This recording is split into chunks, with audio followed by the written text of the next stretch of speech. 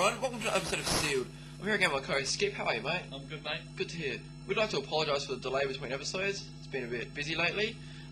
We think we've got a pretty good lineup tonight. What have we got coming up today, Skip? Big show. Dragons are in town on Wednesday night, and they came with a new coach, so we got a few different people's opinions on the whole situation there. We take time out with Mick Hill from the Brisbane Bullets. We've got some highlights from some previous games. We also asked the Brisbane Bullets, well, a few of their players, whether they have a dream team. And we've also got a competition at the end of the show to win this basketball signed by the Sydney Kings. After the Dragons had their butts handed to on a platter by the Sixers on Wednesday night, we'll connect with a few people at the game to get their thoughts on the Dragon dramas over the last week. I think it's a tough task. I think that's why we haven't had one since Cal Bruton. And you got to remember that, you know, he wasn't successful at it either. I think it's a tough call. It's just a lot of energy on the side of the bench. You got to concentrate and for an entire match and to coach a good game. So, in my opinion, I think he, if anybody can do it, he can. He's very knowledgeable, but I think it'd be, if he coaches a good game, it might be tough to play a good game out on the court. It's gone after tonight. No, not at all. We're also trying to... It was never about the game record. I mean, that was a symptom, but the real thing was what wasn't happening, I suppose, in the program. So. Lack of height was probably a key issue tonight. Was getting rid of Fuller the right decision? He was probably one of your key performers in those 5 games. Yeah, sure. Look, that was the belief that Shane had because of the defensive situation, that he felt he was too slow and too big, and I tend to agree, and I think a lot of people who understand basketball agreed with that. On Sunday we'll have Roselle Ellis, and we'll also have Matt Burston, so all of a sudden that's not so much of an issue. Had you won against the Tigers on Sunday, would it have still all gone ahead? Yep. It wasn't about the game record. I think the league's probably beyond that at this stage. I think the last one to do it was Cal Bruton in '92, and it didn't work then, and I don't see why it's going to work now. I think it's too hard to concentrate on what's going on in the game and also be objective about what's going on in all other parts of it. So I think if you're sitting on the sideline, you can see so much more, and it probably helps. If you got some really good assistants, you might be able to squeak it by, but it's too hard these days, I think. No good if you push your good assistants to the further down the bench, though. Yeah, it's a little unfortunate, I think, for Scotty to get looked over. I think it was probably a perfect opportunity for them to put him into the head coaching role and see how he went, but they've obviously decided to go down another path, and it'll be interesting to see how they handle it. Should be no room for that. I think on the most part, it's real hard to try to coach and play at the same time, but if he had the opportunity to do it, then hey, good on you. It'd be a good challenge for you, but it'd be a big-ass headache at the end of the day. I don't really know, man. I think that these days that's a tough thing to do. I think it was tough enough back in the day, but right now I think it's nearly impossible. The game has changed so much, it's evolved so much that it'd be pretty hard to get out there and play and keep track of what you want your team to do. So I don't think he's going to be very successful doing it. Look, you'd hope so. It was. It was always going to take some time. Anytime you have a change as major as what we've had, things are only going to get better. I really thought we'd come out and play a lot better than that earlier tonight. Wasn't to be, and it probably shows where we're at the moment. We add Roselle Ellis to the team when we get back tomorrow. Hopefully he'll be right for the weekend, which will give us, some more rebounding power, because obviously that was an area that we were, how do I say it? Terrible. Lacking. Lacking is not a bad word. So. Has Shane asked for either you or Malloy to suit up as well? Times are tough, but they're not that tough. You've seen the shape that Guy and I are in at the moment. I don't think we'd make a Monday night social team, but no, it's things not quite that desperate just yet. Oh, look, that's look. I don't think there's any easy way of handling a situation like this. What I will say is it was a bolt out of the blue. I'm not overly surprised that it didn't work out for Mark. I'm surprised that it happened after 5 games, and to name Shane as head coach was just when you think you've seen everything in professional sports, something else comes to shock you. So, you know, whether I agree with it or not, it's irrelevant, I guess. But it's obviously a fairly major thing. You know, I would say that's looking probably less likely.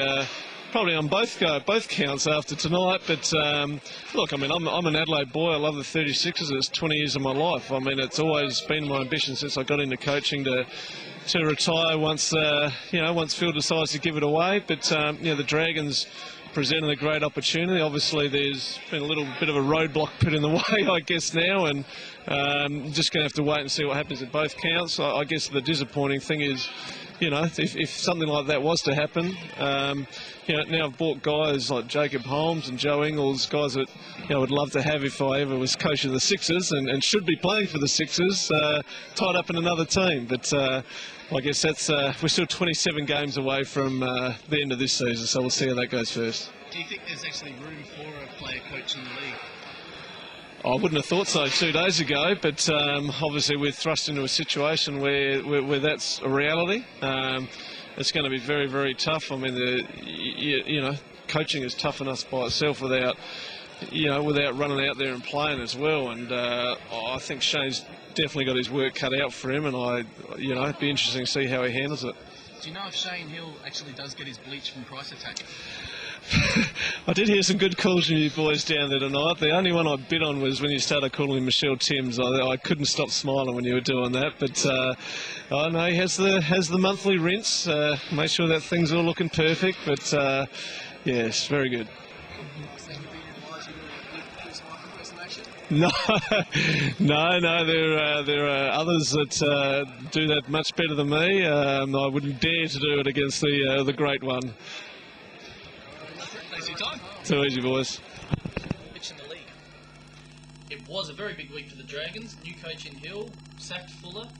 I can't agree with the whole situation. Yeah, possibly Price, from sort of stories you're hearing, did deserve to be sacked. But the hiring of Hill as the new coach, I think, is a very bad one. You busy? I tend to agree with Skip. I don't think Hill as a player coach is not going to work. I think Ninnis should have been given the job. I don't see why they had to bring in a new assistant, but hey, I don't run the show, so I guess we'll just have to wait and see how the events unfold over the next 27 games. Now, a few weeks ago, the Brisbane Bullets came to town. We took time out with Mick Hill after the game.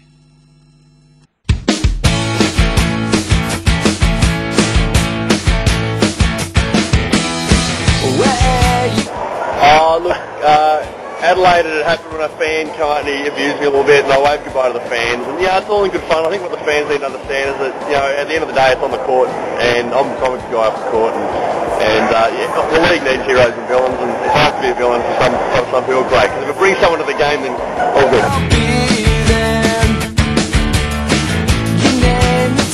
Yeah, I had a run-in with Jason Smith the other week, and of course, I'd come up second best with the crowd there. They didn't appreciate me having a little run-in with him, so. Oh, I love it. Yeah, good, isn't it? Yeah, I enjoy that sort of thing. Most embarrassing moment. Anytime you get picked in the backcourt, I hate getting picked in the backcourt. It's like the ultimate embarrassment. And when you're away, yep, you go to the point guard, you dribble the ball, and he just takes it off you and lays it in, and the crowd just goes nuts, and yeah, I hate that. It really gets under my skin. Adelaide I love Adelaide. I like it because of the fans, because they're passionate. Like, I think the league needs guys like yourself. Campbell's always a good place to win. I'll probably pick those two on a bit of a par. Is that? It has been me and Coach now. Like after last season, we practiced against each other and we just hacked the shit out of each other every day of practice and talk with each other, and we room together. So we'd basically be in our room and we'd talk shit to each other until we fell asleep, and we'd wake up and just continue what we were finished off the night before. It was just kind of like we just talked to ourselves to sleep and then wake up and continue. But I couldn't really pick a player other than that. But yeah, Coach is a really good matchup. I'm agreeing with one of your favourites, W. Right now. Good guy, pretty quiet. Yeah, oh yeah, he's even said it. I know, look, he gave me the idea. I always wanted to do something like that, and I talked to Dusty about his website and got the idea, and I paid someone to help me do it. He was all annoyed. He goes, oh, yours looks really good. And I was trying to give him some motivation to up his book. Yeah, he's been picked up 3 times, and I'll tell you, twice of them were by Bullets season ticket holders, and they didn't let him off, and they knew who he was. Oh, so, yeah, well, I think once was a mobile phone and 2 was speeding fines. Keep doing a good job, guys, on YouTube. I love it. Good job. I'm Steve Carfino from Fox Sports, and you're watching Sealed. Now, everyone knows Brisbane's made up of a fantasy team, so let's have a look at whether the players themselves actually have a fantasy team.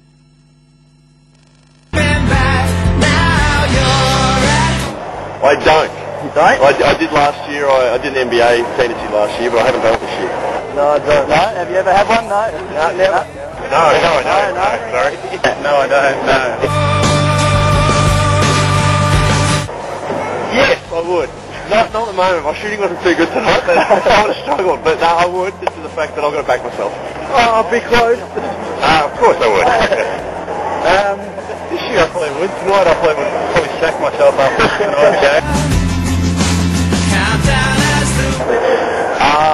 See, I was always a big fan of John Riley because he gets a lot of rebounds, a lot of points, a lot of assists. He covers the spread very nicely. I guess, it's all right, Sam McKinnon. Probably someone like Dusty, scores a lot of points, gets a lot of rebounds, or Sam McKinnon, those sort of guys. The guaranteed points and rebounds, I think Horvath's a pretty good one to have in your team. Most of the Sixers game, us Seals tend to make a banner for the game. We've made a few this year. First of all, there was the one that you may be able to see behind us with David Barlow as Greece's Mr. Clutch. We've also made one for Nick Horvath, otherwise known as King Cosmo.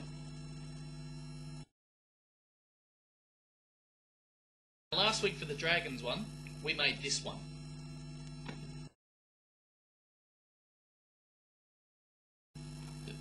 Now, after every game, we try and get the players that we've made the banners for to sign them. David signed his, Nick Horvath signed his. Shane Hill, when approached though, said, whatever, and walked off. Was the banner too hard? Well, I've got this basketball here. It's signed by last season's Sydney Kings. We've got CJ Bruton, Brian Gorgon, Jason Smith and various others on there. I want to know whether we were too harsh. Write us an email at navyseals@adam.com.au letting us know. The best letter that we get will win this ball. Hi, I'm John Riley from the Townsville Crocodiles. You've been sealed. That's it for another episode. Thanks for watching. And to take us out, we're going to have a look at what Willie Fardy thought of his dunk over the Dragons' new coach, Shane Hill. But before we go, remember everybody to keep it sealed. Hill got a good history of, trying to, get you out the momentum or hard foul you or whatever. But I've seen that because of the level of player that I am, I think a certain extent is a respect there. And I can honor that at a certain extent, but I think he had the ideal of actually getting a foul, but I think I took off too far. He was playing the, hey, goddamn. Is he going to be in the highlight or, I don't know, but I found myself at a position where I was going to throw it off the backboard because Healy was tracking me down. But at the same time, I hear the crowd like, oh, and as the crowd got higher, I got higher, and I ain't want to come back down. I thought I was going to stand on the damn rim, but I think it was a real, it was just an awesome dunk, It was a good highlight, and I think it's going to be talked about for at least a month or so.